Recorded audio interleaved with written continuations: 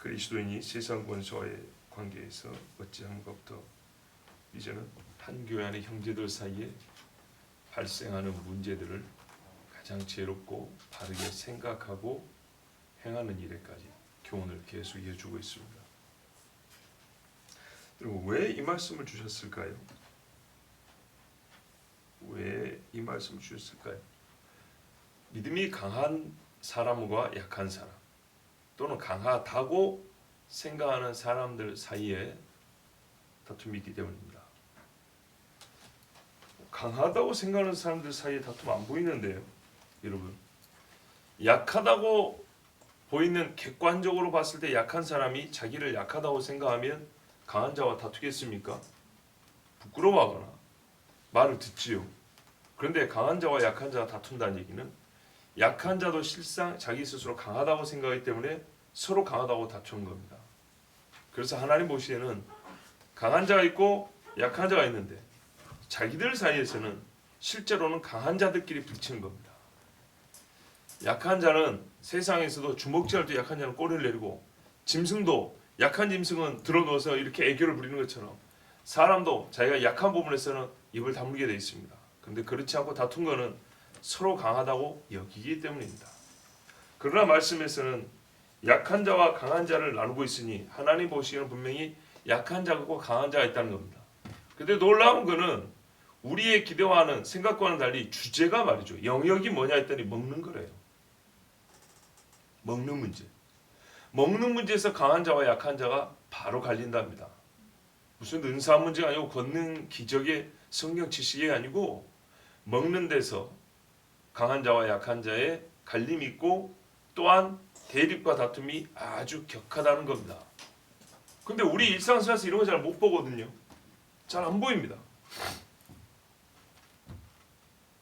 그렇다면 이 문제가 강한 자와 약한 자의 문제로 혹은 믿음의 정도의 문제로 대두되었던 그런 사람들이 누군가를 생각할 필요가 있겠죠. 그 사람들이 누군가 말씀을 듣다 보면 알게 될 겁니다. 자, 강한 자와 약한 자가 누군가? 도대체 누구길래 먹는 문제로 믿음이 강하냐 약하냐를 두고 싸우는가? 이 질문을 가지면서 우리가 하는 말씀을 이어보겠습니다. 자, 믿음이 연약한 자가 있는데 강한 자가 받는 것이죠. 그래서 강한 자는 라는 말은 없지만 1절에 믿음이 연약한 자를 너희가 받되 있으니까 너희는 믿음이 강한 자입니다. 객관적으로 볼 때 강한 자입니다. 그의 의심하는 말을 비판하지 말라. 뭐 일상적으로 그렇죠. 말이 되는 거죠. 의심이 바로 믿음이 없다라는 증거이기 때문에 의심하는 바가 그의 약함을 말하니까 때가 좀 필요하고 배움이 필요하니까 좀 기다려줘라. 이런 일반론으로 들을 수 있단 말이죠. 뭐 일반론으로도 크게 틀리지는 않습니다만. 근데 그거보다는 뒤에 먹는 문제가 있기 때문에 먹는 문제에 관하여 그가 뭔가 아직 불확실하게 알고 있는 것, 그가 좀 아직 헷갈리고 있는 부분들, 좀 그거 기다려줘야 된다는 얘기죠. 가르쳐주고. 또 다르게 보면 이런 말입니다. 당신이 먹는 문제에 대해 갖고 있는 생각들이 있다는 거죠. 그것을 약하다고 여기는 사람들 판단할 때 그대로 쓰지 말라는 얘기입니다. 나는 먹는 것에 관하여 이러이러한 생각을 갖고 있어. 근데 저 사람은 나하고 좀 생각이 달라. 근데 저게 사실은 좀 약하다는 증거거든요. 근데 이걸 가지고 그대로 판단해서 그 사람을 너무 이렇게 연약한 자라고 해서 몰아붙이는 일이 없기를 바란다는 겁니다. 자, 똑같은 겁니다. 그는 약하기 때문에 자기 생각이 있어요. 그 생각들을 너무 심하게 판단하지 마라. 비판하지 마라. 반대로 말하면 나는 먹는 것에 대해 내가 가지고 있는 생각들이 있어요. 이 생각들을 가지고 그를 판단하는데, 비판하는데 그렇게 함부로 쓰지 마라. 이런 말씀입니다. 왜 그러냐 하면 어떤 사람은 모든 것을 먹을 만한 믿음이 있고 연약한 사람은 채소만 먹는데요. 자, 이 말은 채소만 먹고 살아도 무방하다는 뜻인가요? 그건 아닙니다. 그건 아니지만 아직은 그에게 채소만 먹을 수 있는 힘이 있는 때가 있다는 거예요. 그리고 그것이 구원 얻는 문제에 있어서 직결되는 문제는 아니라는 겁니다. 그런데 마치 이것이 구원에 관해 직결되는 것처럼 그렇게 비판을 하면 그렇게 생각하는 너도 문제가 있다는 겁니다. 그런 문제는 아니에요. 그래서 제가 이렇게 말씀드렸잖아요. 믿고 구원을 받을 수 있는데 술 한잔 하는 거하고 저 사람이 술을 먹는 것이 믿음이 없다는 증거인가 하고 헷갈리는데 그거를 판단하기는 참으로 어려운데 참 지혜가 필요하다고 그랬어요. 사람이 믿어도 다 죄를 짓고 삽니다. 여러분 죄 안 짓습니까? 죄 짓죠. 그런데 믿음이 있지만 연약하여 죄를 짓는 거하고 저 죄는 믿음이 없다라는 증거인 죄가 있어요. 이거를 가리는 게 참 어려운 겁니다. 그러니까 이 말씀이 바로 우리의 현실의 문제 그대로 있는 거예요. 어떤 사람이 먹는 것과 못 먹는 문제 차이가 있는데 서로 간에 저거는 구원 얻는 믿음이 없다라는 증거인 것처럼 이런 식으로 계속 보면 곤란하다는 겁니다. 먹는 거 보니까 저 사람 자유주의네. 못 먹는 거 보니까 율법주의네. 에라이 이러면서 서로 길어가는 거예요. 그럼 어떻게 해요? 서로 구원을 못 받는다는 소리가 되어버린 거죠. 그렇게 판단하지 말라는 얘기입니다. 여러분 약한 자가 귀신을 쫓냐 못 쫓냐 방언을 말할 수 있느냐 이런 문제를 가지고 지금 약하다고 말하는 게 아니라는 걸 아셔야 됩니다. 우리가 보통 그런 문제로 믿음이 좀 약하다고 또는 강하다고 여기거든요. 약하다는 것은요 믿음이 있어요. 믿음의 부재가 아닙니다. 구원 얻는 믿음이 있는데 뭔가 흠결이 있는 거예요. 결함이 있는 거예요. 예를 들어서 아볼로가 에베소에 와서 복음을 전하는데 요한의 세례만 알더라. 요한의 세례만 하면 지옥 갑니까? 근데 저렇게 복음을 증거하려면 하나 더 알아야 되겠다. 해서 브리스길라 아굴라가 데려다가 성령 세례를 가르쳤다 그랬어요. 성령으로 주는 세례가 있습니다 라고 그렇게 가르쳤더니 이 젊은 아볼로가 훨씬 더 강력하고 옳은 설교자가 됐어요. 예를 들면 그런 이야기입니다. 우리가 흔히 말하는 은사의 유무와 활용의 얘기가 아니고 자유함의 정도가 약하다는 얘기입니다. 복음이 주는 자유를 누리는 것이 약하여서 누리는 사람들이 볼 때는 아이고 저게 믿음이 없어가지고 저런다. 못 누리는 사람 볼 때는 저 누림이 저거 완전 방종과 저거 지 멋대로 신앙생활하는 거 아니야. 이렇게 서로 극단적으로 판단을 하는 겁니다. 자 그렇게 되면 여러분 이제 믿음이 강한 자와 약한 자가 누군지 대충 아시겠죠. 대충 아는 거니까 좀 더 들어보죠. 믿음이 약한 자 우리가 보통 이런 말씀 들을 때 이방인의 관습에 아직 배어있는 사람 아닌가 그런 생각을 하는 경우가 있어요. 그렇죠? 그 생각은 버려야 됩니다. 왜냐? 성경에서 한 번도 이방인의 관습을 믿음과 결합한 적이 없습니다. 믿음으로 들어올 때 버리고 오라 그랬지 믿음으로 들어와서 너희가 차차 버릴 거라고 말한 적이 없습니다. 이방인의 관습에 대해서 또 이방인의 관습대로 사는 사람이라면 솔직히 말해서 더 먹는 사람 아니겠습니까? 더 자유로운 사람 아니겠습니까? 그러죠. 여기서 지금 많이 먹고 잘 먹는 사람이 믿음이 좋은 사람이거든요. 그렇죠? 안 먹는 자가 약한 자라고요. 근데 이방인의 관습대로 사는 사람은 더 먹지 덜 먹지 않습니다. 그렇기 때문에 여기서 믿음이 강한 자는 아니 약한 자는 이방인의 관습대로 사는 사람을 말하는 게 아닙니다. 분명히 말합니다. 이방인의 관습은 버리고 온 그리스도인인데 그 안에서 먹는 문제로 갈릴 정도로 믿음의 차이가 있는 사람이에요. 그 사람들이 누굴까요? 바로 맞습니다. 유대교적 배경을 갖고 있는 그리스도인과 유대교적 배경 없거나 유대교에서 자유를 얻은 그리스도인입니다. 여기서 말하는 유대교는 아브라함의 신앙을 말하는 게 아닙니다.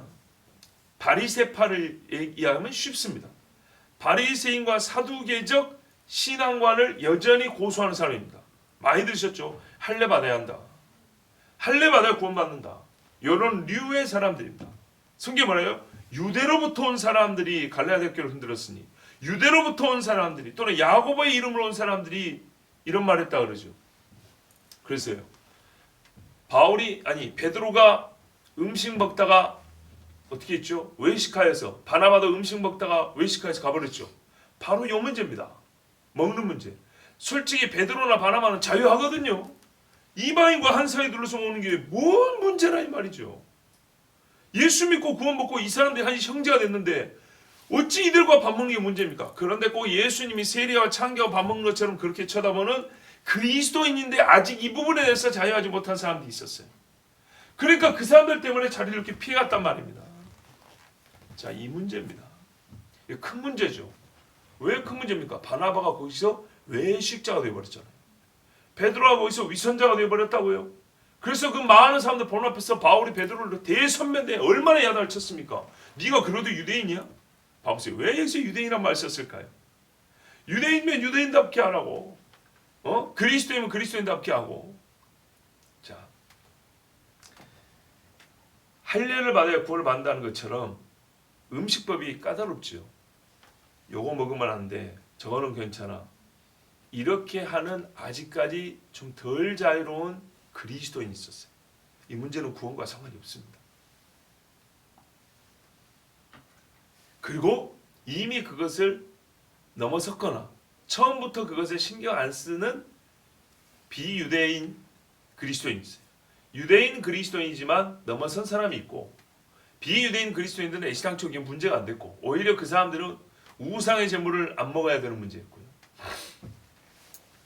요 사람들과 유대로부터 온 어떤 이들과 같은 철저한 율법적 음식 규례를 여전히 지키고 있는 사람들 사이에 사실은 문제가 안 될 것인데 이게 문제가 되어서 서로의 구원 유무를 판단하는 지경까지 갈 위험이 있는 그런 다툼과 갈라짐이 있는 거예요. 그래서 바울이 결론은 뭡니까? 서로 그거는 다툴 문제가 아니다. 정말로 너희같이 그대로 두면 교회가 쪼개지는데 그게 교회가 쪼개질 문제냐 이 말이죠. 예? 자, 은사와 기적을 일으키는 믿음의 관함이 아님에도 불구하고 이런 문제들이 이제 은사 문제도 적용이 될 수는 있습니다. 어쩌죠? 은사가 많은 사람들은 저 사람 믿음이 없어서 은사가 없어 이러면서 쉽게 업신여깁니다. 여기서 더 나가면 어떻게 해요? 어떤 특정 은사가 없으면 저 사람은 구원도 못 받았어. 우리나라의 정식 교단 중에 그런 데가 있습니다. 아니 모르세요? 아시죠? 순 무슨 교단에서는 방언 못하면 구원 못 받는다는 식으로 가르치기도 했다고. 분명히 들었어요 옛날에. 자, 또 어떤 사람들은 지식만 출중해요. 그래서 은사 받은 사람들 좀 무식쟁이라고 그랬어요. 옛날에 강남에 청년부 80%가 스카이인데 방언하는 놈들은 다 멍청하고 공부도 못하는 놈들이어서 그런다고. 그런 놈들이 광기에 빠져서 그런다고. 그랬는데 서울대 연고대 다니는 애들만 80%가 모이는 청년들이 다 방언을 해요. 안 맞죠? 자, 이런 식이에요. 업신여기고 거꾸로 조롱하고. 그러니까 서로 강하다고 생각하는 거예요. 서로 옳다고. 여러분, 은사를 받은 사람은 겸손해야 되고요. 은사가 없는 사람들은 은사를 생기 사모하라 그랬어요. 서로 업신여길 것도 아니에요. 은사는 선물이지 내 능력 아니거든요. 또 저 사람은 은사를 받은 것이 저 귀신이 줬다냐 아니면 멍청하고 광기에 빠져서 그런다냐 행여 그런 사람이 있을 수는 있어도 기본적으로 은사 받은 사람에 대해서 존경하는 마음을 갖고 있어야 돼요. 조롱할 게 아닙니다. 자, 이제 먹는 자와 먹지 않는 자를 어떻게 말합니까? 자, 미리 은사에 관해서 말해버렸지만 먹는 자는 먹지 못하는 자를 업신여기지 말합니다. 너 믿음이 없어서 못 먹는다. 분명히 믿음이 흠결이 있기 때문에 못 먹는 거 맞아요. 그 음식 규례 그거 그렇게 안 지켜도 되거든요. 그런데 그 부분에 대한 지식이 아직 부족해요. 여러분, 이해와 믿음은 별도가 아닙니다. 같이 갑니다. 이해와 믿음과 행위는 함께 가는 겁니다. 그러니까 아직 말씀에 대한 이해가 좀 부족해요. 여러분, 예수님에 대해서 얼마나 아세요? 죄송하지만 저보다 많이 하는 사람 없겠죠. 그러나 저보다 적게 한다고 여러분 구원 못 받습니까? 그런 문제 아니죠. 예, 그런 문제 아니에요. 나보다 많이 알고 죽은 사람이 있고 제가 그분보다 덜 알고 죽을 수도 있어요. 그럼 내가 그분보다 덜 알고 죽어서 내가 사도보다 덜 할 텐데 그럼 사도보다 덜해서 내가 지옥 갈까요? 그런 문제 아니란 얘기죠. 그러니까 먹는 자는 먹음에 관하여 저 사람들이 좀 부족하게 안다고 해서 업신여긴다. 업신여긴데 무슨 사랑이 있고 무슨 존경이 있겠어요. 형제간에 업신여기면 절대 있어서는 안 됩니다. 절대 없어야 될 덕목이 먹고 못 먹는 정도 때문에 발생해서는 안 된다는 거죠. 먹지 못하는 자는 먹는 자를 판단하지 마라. 예, 저렇게 처먹는 거 보니까 욕심이 많구나. 아니면은 이 세상에 혼합주의와 세속주의에 빠졌구나. 그건 좀 다른 데서 찾아야지. 교리에서 찾아야지. 먹는 문제에서 찾아가지고 어떻게 해서 흠을 잡아줘 저 사람의 믿음을 긁어내려고 하는 이런 식의 자세를 갖지 말라는 겁니다. 먹지 못하는 자는 먹는 자를 판단하지 마라. 우리가 보통 살 때 반대로 써야 되거든요. 먹는 자가 먹지 못하는 자를 판단이라는 말을 쓸 때 어울리지, 먹지 못하는 자가, 즉 약한 자가 강한 자에게 판단이라는 말 잘 안 어울리죠. 그래서 제가 설교 서두에 말씀드린 겁니다. 본인들끼리는 서로 강하다고 생각하기 때문에 판단이라는 말을 이쪽에도 쓸 수 있고 저쪽에도 쓸 수 있는 겁니다. 예, 그러면 왜 먹지 못하는 자가 먹는 자를 판단하면 안 됩니까? 말씀을 보면요, 먹지 못하는 자들에게 주는 교훈과 훈계가 더 많고 더 강합니다. 보세요. 이는 하나님이 저를 받으셨음이니라. 누구를 받았다는 얘기죠? 저 사람 판단하면 안 돼. 저 사람도 하나님이 받았어. 우리 이 말 언제 씁니까?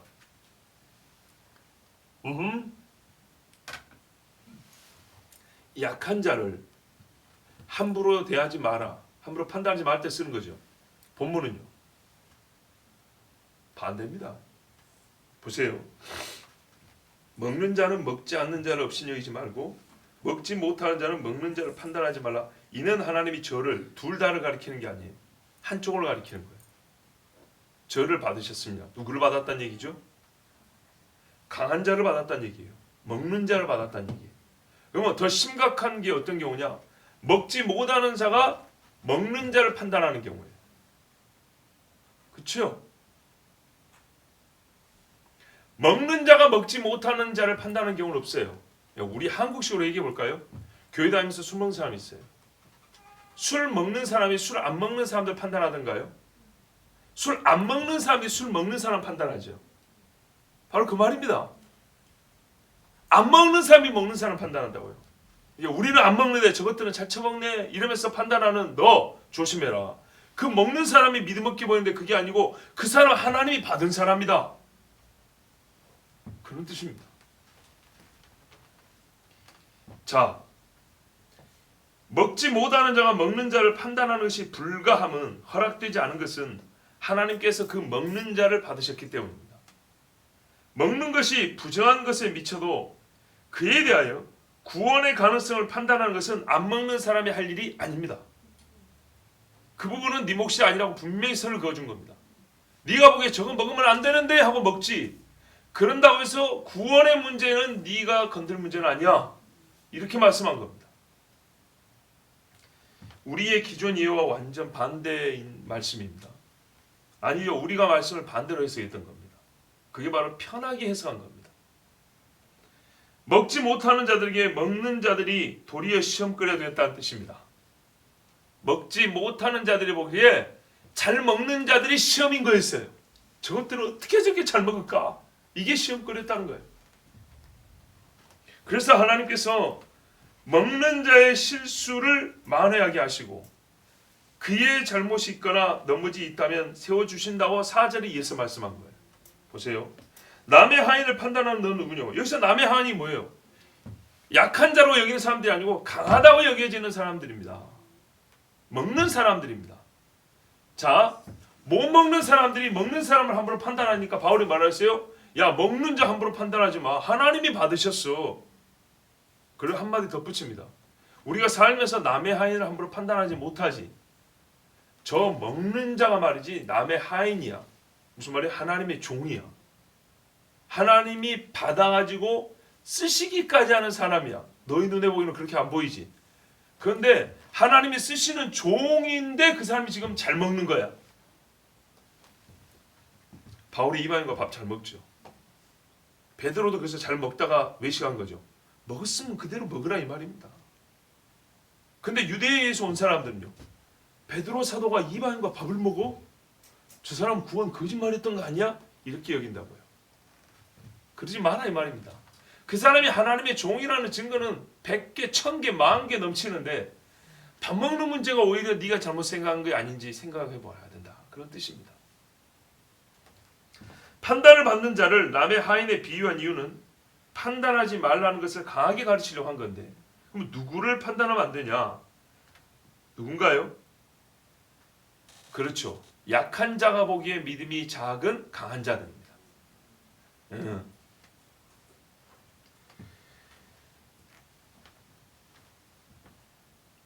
약한 자로 보이는 강한 자, 이 사람을 누가 세우냐면 여호와께서 세우십니다. 세움을 받아야 한다는 것은 말 그대로 약하다는 뜻이잖아요.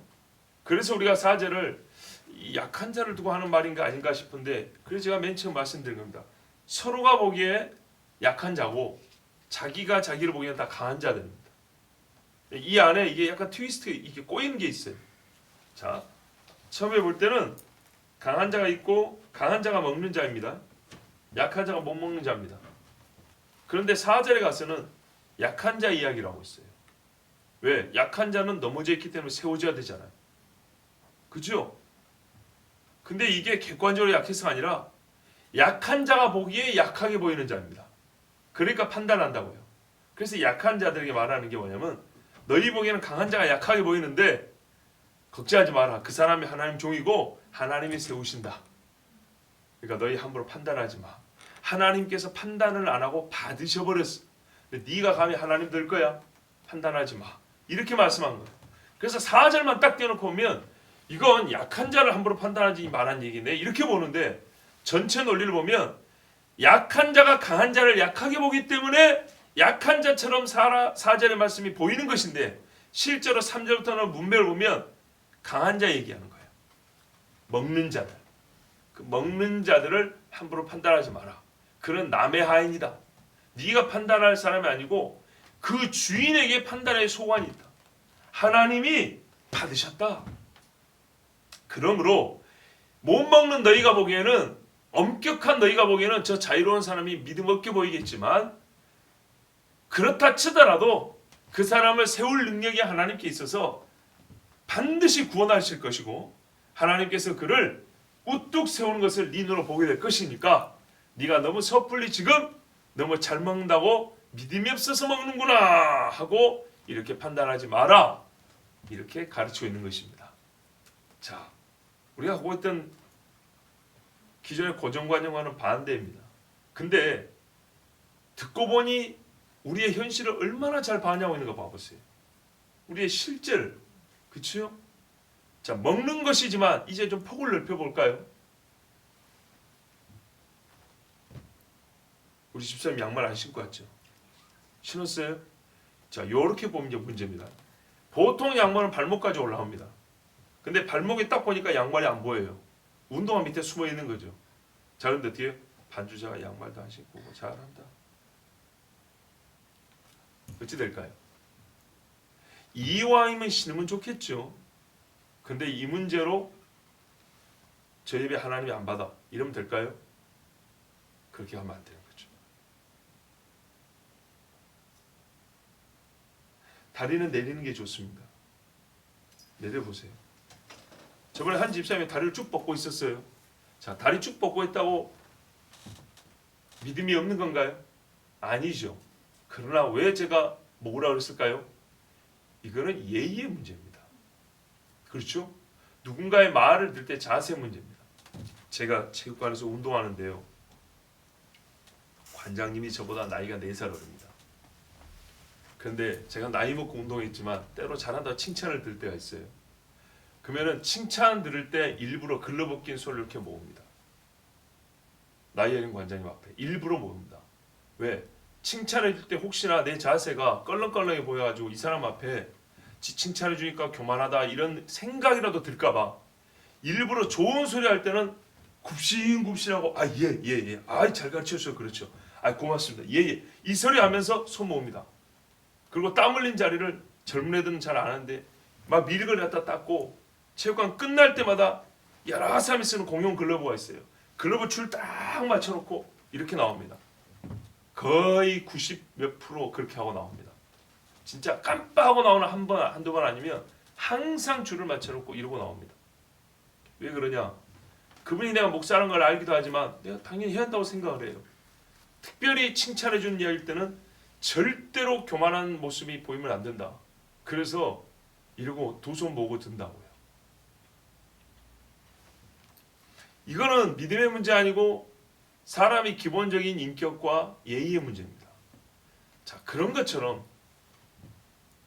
교회에서는 제일 위에 있는 신앙의 문제로부터 사람 됨에 관한 문제까지 성경은 다 가르치고 있기 때문에 아무래도 뭐래요? 샘머리 앞에 일어서라 그랬다고요.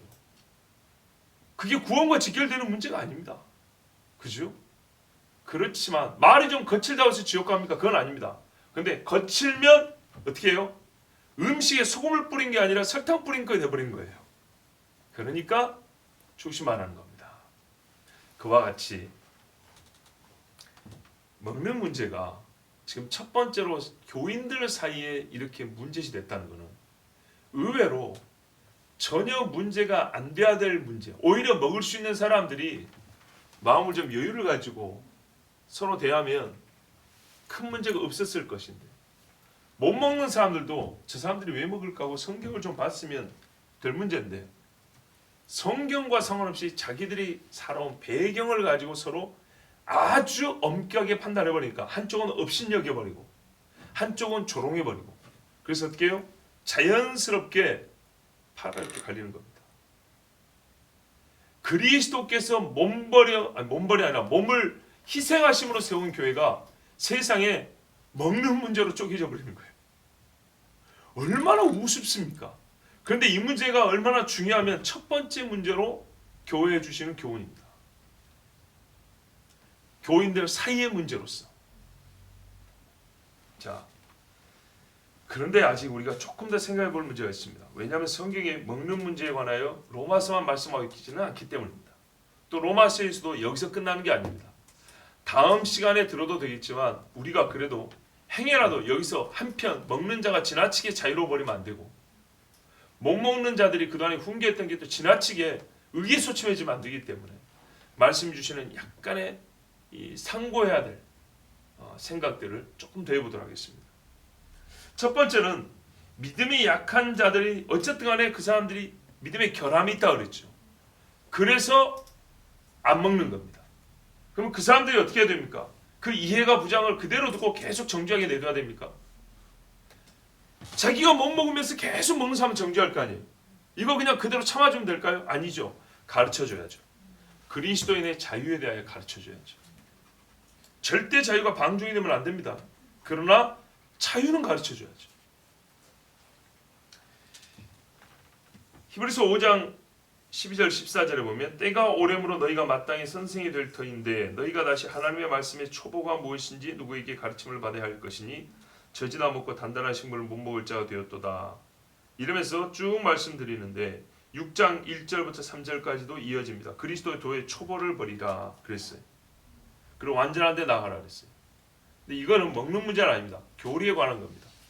기본적인 교리를 잘 알고 그 다음으로 나가야 된다는 얘기입니다. 기본적인 교리가 뭐냐면 죽은 행실을 회개함과 하나님께 대한 신앙과 세례와 안수와 죽은 자의 부활, 영원한 심판. 자, 이 문제에 서로 간에 차이가 없으면 일단은 함부로 업신여기거나 조롱하면 안 됩니다. 그런데 완전한 데 나가라 그랬죠. 그래서 이제 가르쳐줘야 됩니다. 로마서 14장 19절 20절을 보면 만물이 다 깨끗하되 거리낌으로 먹는 사람에는 악한 것이라. 음식으로 말미암아 하나님의 사업을 무너지게 하지 말라. 예, 그러니까는 만약에 음식의 차이가 있더라도 그게 하나님의 일을 무너뜨릴 정도가 되면 음식 문제 그냥 딱 입 다무는 게 낫습니다. 만물이 다 깨끗하되. 그래서 어떤 사람이 감사함으로 먹으면 냅두십시오. 그래서 이게 이제 실제적 적용을 그렇게 한 겁니다. 정말 술을 마시는데 말이죠. 밥 먹을 때처럼 진짜 감사함으로 먹을 수 있다. 하나님 참 감사. 그러면서 한잔 했다. 나는 그런 사람은 정죄할 마음이 없어요. 제가 안 먹어도 그 정도로 먹을 수 있는 사람은 나보다 믿음이 좋은 사람이에요. 근데 숨어서 이 사람은 믿음으로 먹지 못하고 기도하며 먹지 못하죠. 그런 거는 모든 일이 다 잘못이라고 했어요. 그리스도의 이름을 양심상 떳떳하게 쓸 수 없는 행위들은 잘못인 거예요. 자, 고린도전서에는요, 믿음으로 먹는 자유와 자유의 절제에 관하여 더 분명하고 자세히 가르쳐주고 있습니다. 한번 고린도에서 말씀을 한번 볼게요. 고린도서 8장에 보면 우리가 그 우상의 제물을 바친 것, 그 음식에 관한 이야기 있죠. 근데 여기서 꼭 우상을 너무 이렇게 이미지로 각인시키지 마시고 말씀의 내용을 보면 먹는 것과 못 먹는 것에 혹은 그 사람들에 관하여 어떻게 교훈을 주는지 우리가 잘 배울 수 있습니다. 8장 4절부터 읽어보면 그러므로 우상의 제물을 먹는 일에 대하여는 우리가 우상은 세상에 아무것도 아니며 또한 하나님은 한 분밖에 없는 줄 아노라. 비록 하늘에나 땅에나 신이라 불리는 자가 있어 많은 신과 많은 주가 있으나 그러나 우리에게는 한 하나님 곧 아버지가 계시니 만물이 그에서 났고 우리도 그를 위하여 있고 또한 한 주 예수 그리스도께서 계시니 만물이 그로 말미암고 우리도 그로 말미암아 있느니라. 무슨 말이냐? 본래 우상이란 거 귀신한 거 없기 때문에 거기 바친 음식 먹어도 된다고 말입니다. 네. 그러나 이 지식은 모든 사람이 있는 것은 아니므로 바로 이 차이입니다. 그러니까 아무것도 아니라고 생각하는 사람들 중에 그러니까 먹어도 되지 이래서 먹는다 이 말입니다. 근데 어떤 사람은 어떻게 해요? 그래도 그 귀신한테 바친 거 그 더러운 걸 먹으면 되겠어 이런다고요. 예스죠. 그것도 예스다 이 말입니다. 최소한 귀신한테 바친 거 겸상 안 되는데 하나님께 바치는 건 안 되는 거예요. 내가 먹는 문제는 그냥 식물로서 먹으면 되는 거예요. 그러나 이 지식은 모든 사람이 있는 것은 아니므로 어떤 이들은 지금까지 우상에 대한 습관이 있어. 그러니까는 우상에 대한 습관이 있다면 뭔 말이냐면 귀신한테 제물 바치는 것이 아주 강하게 바쳐 있어요. 그래서 내가 예수를 믿었지만 우상에 바치는 제물만 보면 아직까지 막 옛날에 그 막 생각들이 자꾸 떠오르고 심적으로 막 흔들리는 거예요. 그런 사람들이 있는데서 나는 자유다고 거기서 막 집어먹으면 될까요? 그러면 그 사람은 그걸 보는 동안 옛날의 자기들과 신과 하나 된다고 음식 먹었던 거 이게 막 떠올라 버린다는 거예요. 이해가 되죠? 어떤 사람에게 이제 요가를 가르쳤어요. 이거는 힌두교의 이게 귀신, 뱀하고 결합하는 행위입니다. 가르쳐줬어요. 근데 믿음이 좋은 사람은 요가 한다고 한 게 아니에요. 그냥 스트레칭 한다고 한 건데 과거에 요가 하다가 회심하고 돌아온 사람은 이 동작이 요가 동작과 비슷하면 자꾸 요가가 떠올라 버린단 말이에요. 그래서 예배가 집중이 안 돼. 저 사람하고 교제가 어려운 거예요. 이런 식으로 하면 안 되겠죠. 그래서 주의하는 겁니다. 우상의 제물로 알고 먹는 거로. 그 사람들은 먹으면 아직도 여전히 우상의 제물처럼 여겨져 있는 거예요. 예. 남의 집 제사상에 있는 거 그거 그 귀신한테 바치면 되고 싹 긁어왔어요. 자 먹읍시다 했는데 아직 연약한 자들한테는 어떻게 해요? 나 예수 믿었는데 나 이거 먹으면 귀신 섬기는 거 되버려. 이런 사람들이 있는 거예요. 그들의 양심이 약해지고 더러워지느니라. 음식은 우리를 하나님 앞에 내세우지 못하나니 우리가 먹지 않는다고 해서 더 못 사는 것도 아니고 여기서 부유함을 말하는 게 아닙니다. 더 신앙답게 사느냐 못 사냐 그런 문제 아니고 먹는다고 해서 더 잘 사는 것도 아니니라. 그런지 어떻게 하라고? 너희의 자유가 너희는 누리는데 믿음이 약한 자들에게 걸려 넘어지게 하는 것이 되지 않도록 조심하라. 누가 먼저? 지식 있는 네가 우상의 집에 앉아 먹는 것을 누구든지 보면 그 사람은 이걸 왜 귀신한테 줘? 하나님 주고 우리가 먹어야지. 나 같으면 그래요. 근데 이 모습을 누가 보고 어이구 귀신 섬기는 집에 목사가 앉았네. 거기서 밥 먹네. 어이구 그게 못 가겠다. 이렇게 될 수 있다 이 말이죠. 그 믿음이 약한 자들의 양심이 담력으로도 우상의 제물을 먹게 되지 않겠느냐. 자 이러거나 어떤 사람은 아 교회 다니도 우상 제물을 먹어도 된갑다 이러면서 넙죽넙죽 전하면서 돼지머리 잘라주면 그거 찍어 먹고 이런 짓 하게 된다 이 말이에요. 그러면 내 지식으로 그 믿음이 약한 자가 멸망하나니 이렇게 되면 이 초보자는 처음부터 잘못된 믿음을 갖게 되는 수도 있어요. 그는 그리스도께서 위하여 죽으신 형제라. 이같이 너희가 형제에게 죄를 지어 그 약한 양심을 상하게 하는 것이고 그리스도에게 죄를 짓는 것이니라.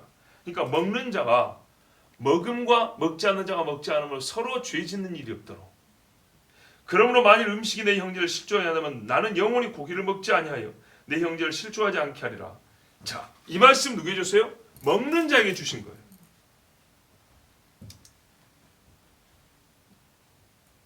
먹지 않는 자가 먹는 자들이 믿음 없다고 하는데 또 한편으로는 믿음이 있는 자로 여겨지는 사람이 함부로 먹고 다녀버리면 객관적으로 연약한 자가 처음부터 잘못된 신앙생활을 하게 될 수도 있기 때문에 또 계속 판단하는 일을 할 수 있기 때문에 먹을 수 있는 사람들이 조금 더 아는 사람들이잖아요. 그러니까 이 사람들에게 그리스도의 자유를 가르쳐주면서 본인들은 절제하라는 거예요. 그 사람들이 깨닫기까지 절제하라는 거예요. 바로 이 고린도전서에 우리가 생각할 두 번째 주제가 들어있는데 믿음이 강한 자가 자기들이 가진 자유를 어떻게 누리는가예요. 어떻게 누릴 거냐. 그 자세와 목적에 대하여 가르쳐줍니다. 로마서 14장 21절도 이 말씀이 이제 쭉 이어지면 고기도 먹지 아니하고 포도주도 마시지 아니하고 무엇이든지 내 형제로 거리끼게 하는 일을 아니함이 아름다우니라. 그러니까 예를 들면 이런 거죠. 양말 안 신고 나는 예배해도 정말 나는 마음을 다해서 하나님께 예배 드리는 거야. 자기 양심이 그러면 돼. 근데 함께 예배 드릴 때 어떻게 하죠? 이것 때문에 누가 시험 들겠다 하면 어떻게 해요? 신고 와라 그 말이에요. 네. 세 번째, 믿음이 강하고 약하고를 떠나 반드시 지켜야 할 음식 규례도 있다는 걸 알아야 돼요. 강한 자도 먹으면 안 되는 게 있어요. 어떤 경우입니까? 사도행전에 보면요. 이방의 교회가 하나님께로 왔어. 이방 사람이 하나님께 와서 이방의 교회에서 문제된 게 있었어요. 이 먹는 문제를 포함해서 도대체 우리는 율법과 무슨 상관입니까? 설교를 드니까 율법이 곧 그리스도를 가리키고 있었고 곧 율법이 예수님의 예표라고 하는데 그 예표에 대하여 우리는 어떤 입장을 갖고 있어야 됩니까? 라고 이제 믿는 사람들 가운데 굉장히 논란이 많았어요. 바울과 바나바가 이 문제를 가지고 사도들에게 물어보자 이러고 예루살렘으로 왔습니다. 예루살렘에 왔더니 사도와 장로들이 모였는데 그 중에는 바리새파에서 믿게 된 사람도 있었어요. 자, 그러면 이 사람들은 오늘 로마서에 왔으면 어떤 사람이죠? 약한 자 쪽에 드는 사람들이죠. 예, 바리새의 배경을 갖고 있으니까 어떻게 아직까지 음식 규정에 상당히 민감하고 엄격한 사람들이에요. 그렇다 해도 이 사람들이 보세요. 사도와 장로인데 쉽게 말하면 장로의 그룹에 들어있는 거예요. 자, 그래서 이 교회 지도자들끼리 격렬하게 논쟁을 했어요. 예스예요. 이런 문제로 논쟁을 좀 해야 돼요. 신앙과 신학에 관한 문제 얼마나 좋습니까? 그래서 격렬하게 논쟁을 했는데 베드로가 이런 말을 합니다.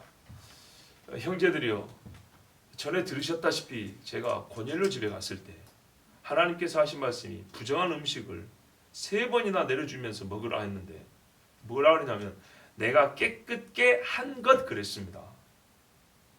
처음부터 깨끗한 건데 내가 잘못 가르친 게 아니고 본래는 하나님이 먹지 말라 했는데 이제는 사실 너희가 이제부터는 먹어도 된다 이렇게 말하는 것이라 내가 그 말씀 듣고 따라가서 이방인들에게 하나님의 말씀을 전하는데 그들이 우리하고 똑같이 성령을 받더이다. 똑같이 구원을 받고 근데 그들에게 구원이 똑같이 주었는데 나머지 것을 우리가 차이를 둬야 될 게 뭐가 있습니까? 그런데 그들과 함께 먹고 마시고 왔소. 그런 이야기를 했어요.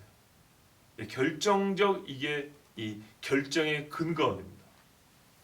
그러자 이제 예수님의 동생 야고보가 다 듣고 종합한 다음에 결론을 내렸습니다. 그러면 요것만 하지 말게 합시다. 음행과 우상의 제물과 피와 목매어 죽인 것. 요 4가지 먹는 문제에 대하여 우리가 조심하라 하고 나머지는 상관하지 맙시다 하겠어요. 자, 분명히 말해요. 이방의 관습이 믿음과 결합되는 걸 허락한 적이 없다 그랬죠. 그래서 처음부터 이건 우상에게 바치는 것이며 내가 하나님께 내놓은 것이다.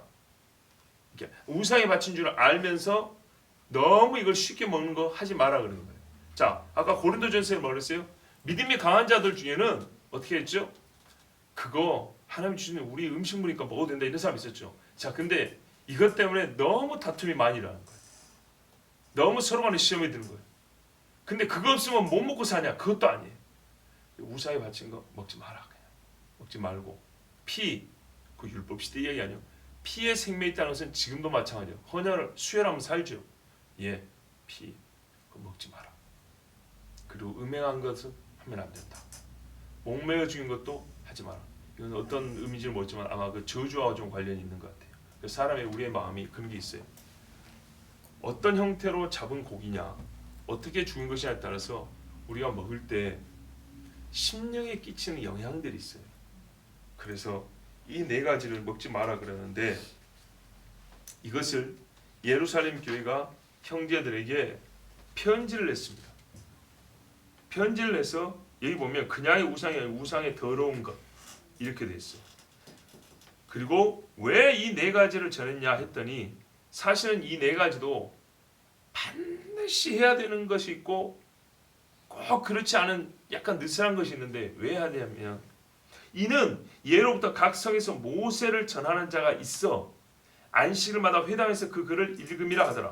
이는 그리스도께서 우리를 자유케 하셨으므로 요 네 가지만 지키면 된다. 이렇게 말하면 더 어울릴 것 같은데 그런 게 아니라 더 자유롭게 할 수도 있는데 모세의 글을 아는 사람들이 많고 배운 사람이 많다 이 말이죠.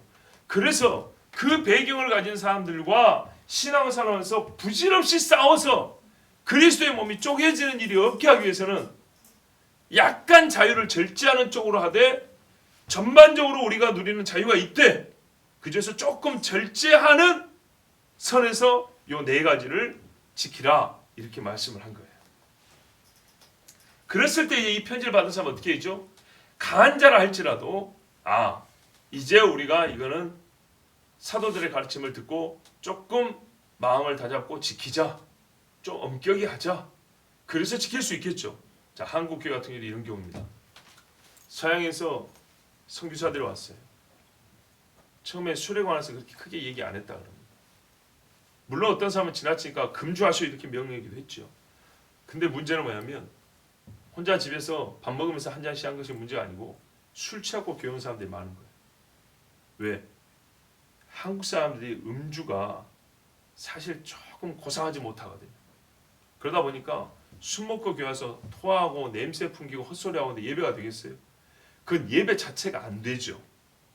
그래서 금주령을 아예 내려버렸어요. 그게 이제 지금까지 내려온 겁니다.